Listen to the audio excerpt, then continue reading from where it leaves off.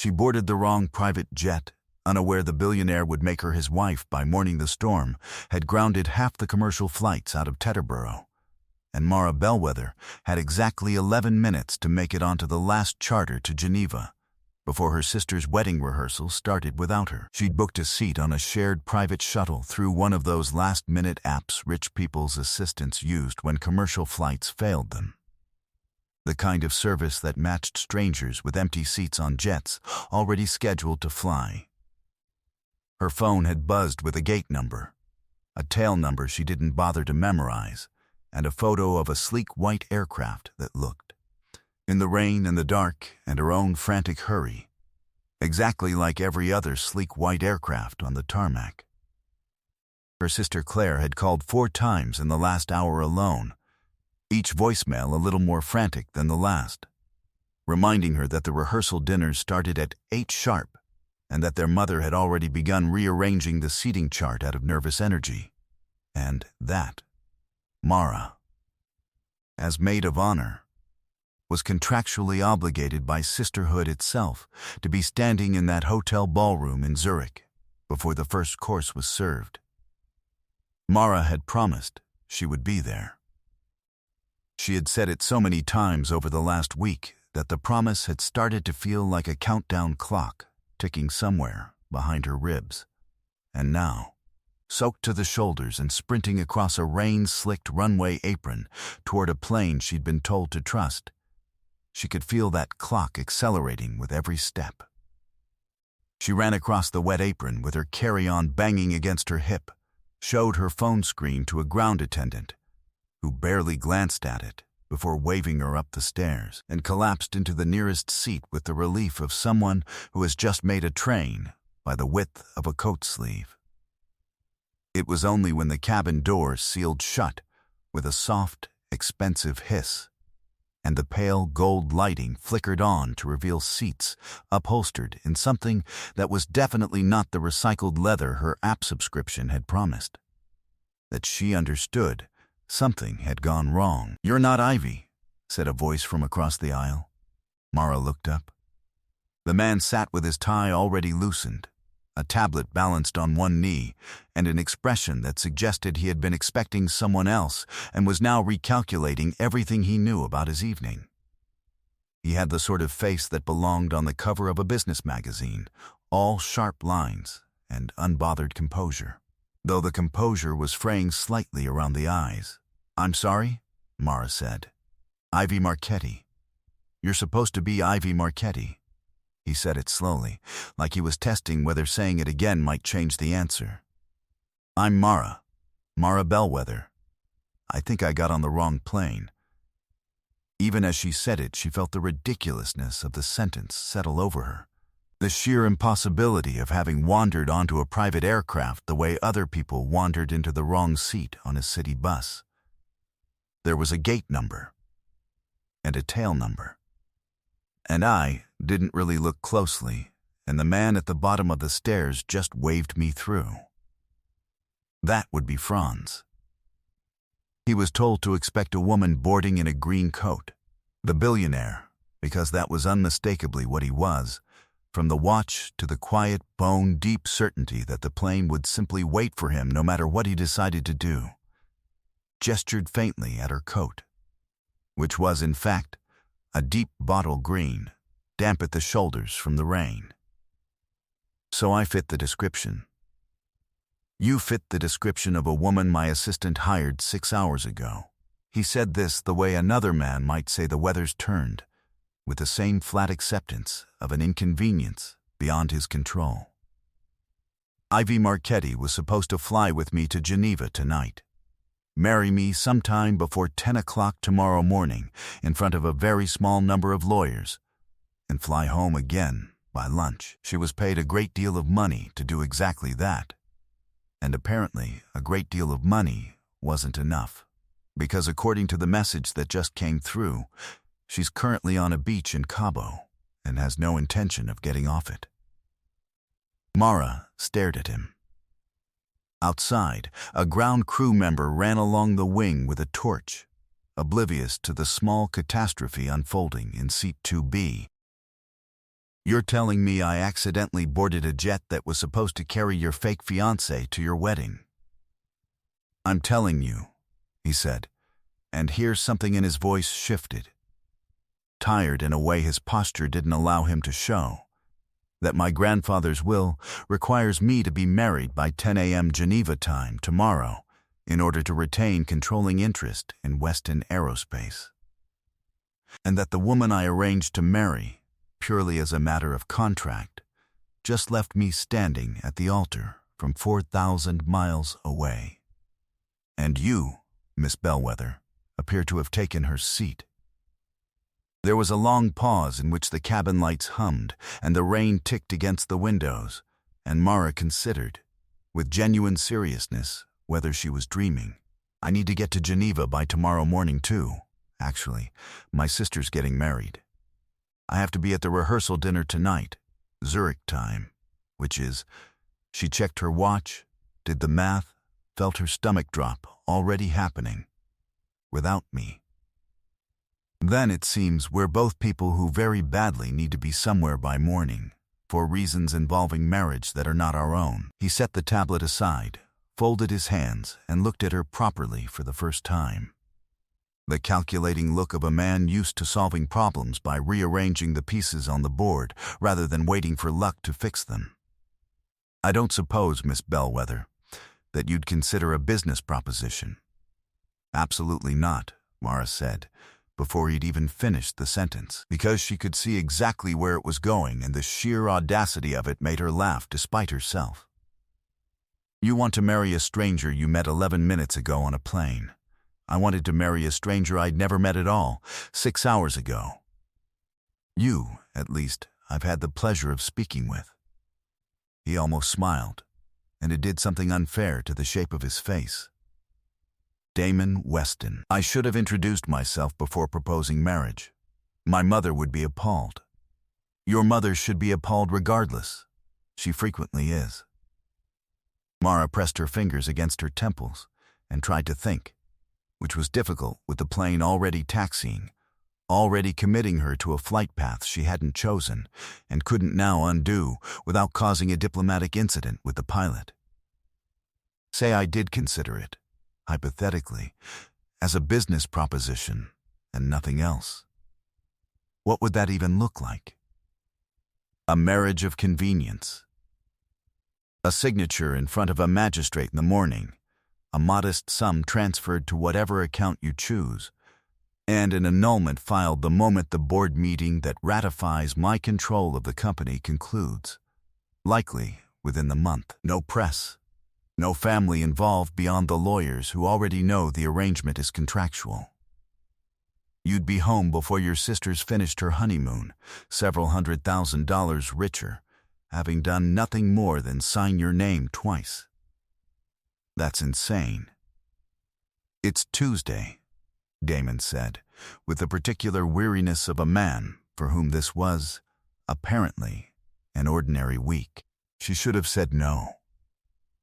She turned the word over twice in her mind, ready to hand it back to him, and then thought of her sister's face if she called to say she couldn't be there tomorrow because a storm and an app glitch had marooned her on a plane, and thought of the modest teaching salary that had made several $100,000 ring in her ears like a bell that wouldn't stop, and thought, absurdly, that at least this way she would still make it to Geneva, still be in the same city as her sister by morning, even if the reason had become considerably stranger than she'd planned.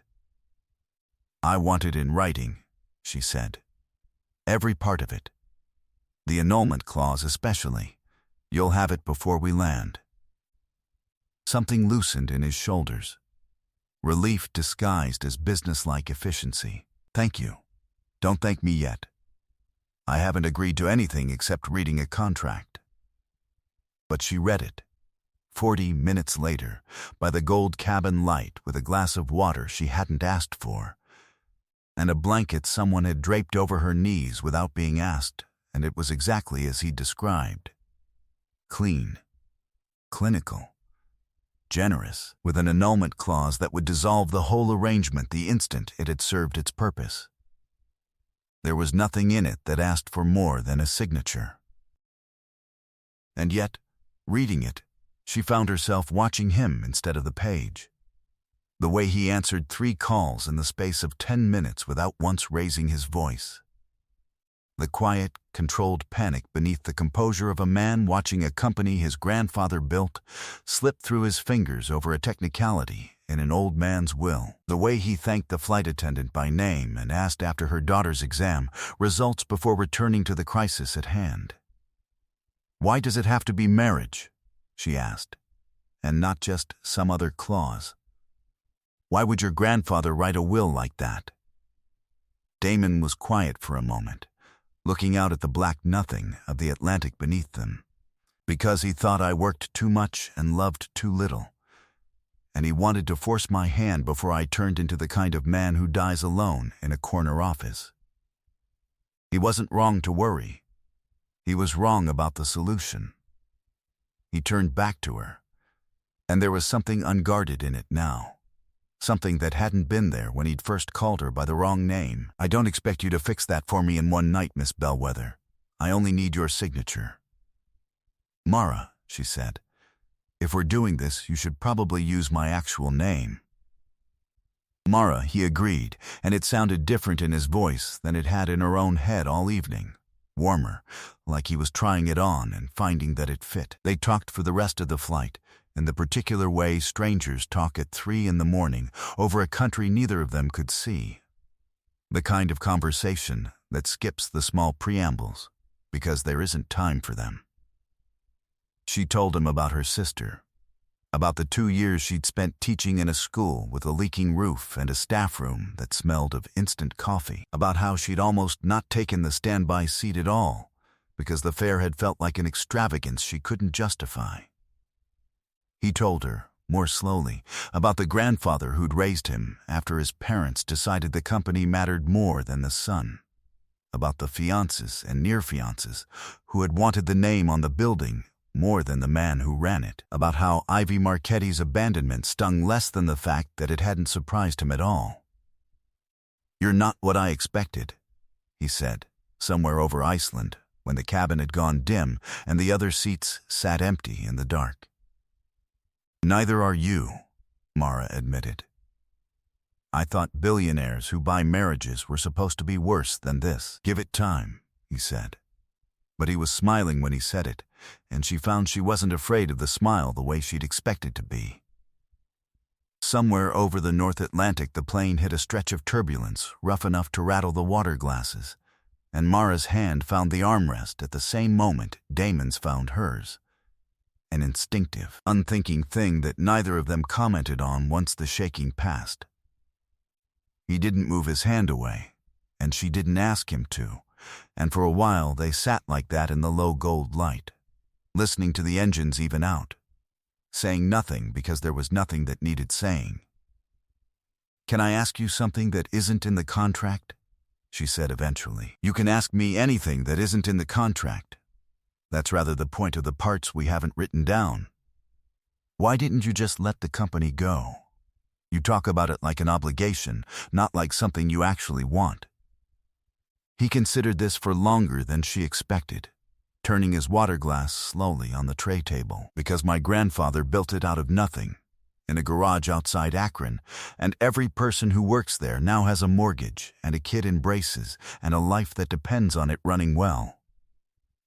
It stopped being about wanting it a long time ago.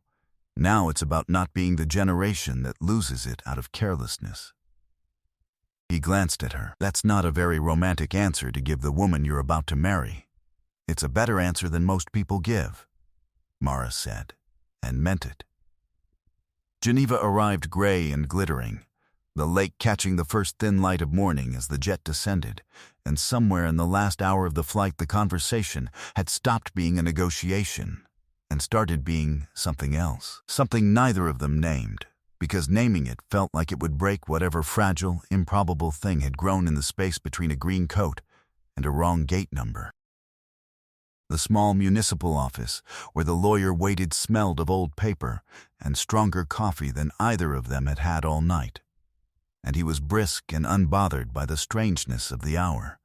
sliding the papers across the desk, as though two strangers marrying at dawn on 11 hours acquaintance were simply another item on his morning docket. Mara signed her name, feeling strangely lightheaded, aware of Damon's shoulder near hers, aware that somewhere across the lake her sister was almost certainly still asleep, entirely unaware that her sister had spent the night marrying a stranger instead of arguing with a florist over centerpieces. She stood beside a man she had known for 11 hours and signed her name on a line meant to dissolve itself within a month, and felt, absurdly, a pang of something that was not relief at all. Afterward, in the black car gliding along the lake road toward the hotel where her sister was almost certainly still asleep, Damon didn't let go of her hand right away, and Mara didn't ask him to. "The annulment clause is still in there," he said quietly. "I want you to know I meant every word of it. You're free the moment the board signs off." "I know," Mara said.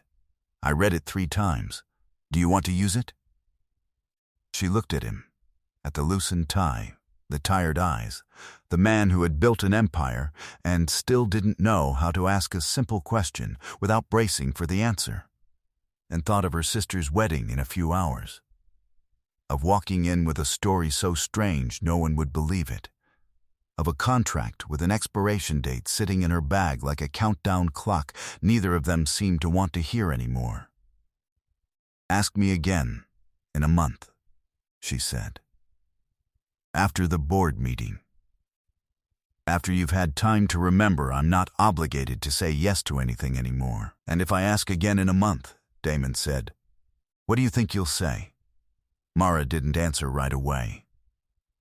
Outside, the lake turned gold as the sun cleared the mountains, and somewhere across the water her sister's wedding day was beginning without her, and somewhere in her bag a piece of paper sat ready to end a marriage that had started as an accident and a favor and had, somewhere over the Atlantic in the dark, become something she wasn't in any hurry to give back. The car pulled up outside the hotel, just as the lobby doors opened for the first breakfast guests, and for a moment neither of them moved to get out, as if stepping onto the pavement would mean stepping back into 2 separate lives instead of the strange, improvised, shared one they'd stumbled into somewhere over the ocean. Claire would be furious, and then delighted, and then unbearable about it for the rest of her natural life, and there would be 100 questions Mara didn't yet have good answers for. How do you explain a husband you acquired the way other people acquire jet lag? But none of that felt as urgent, sitting there in the gold morning light, as the fact that Damon still hadn't let go of her hand. "For what it's worth," he said, opening the door at last, "I'm glad Ivy Marchetti likes beaches more than boardrooms." "For what it's worth," Mara said, stepping out into the cool lake air. "So am I." "Ask me in a month," she said again, softer this time, and let her hand stay exactly where it was.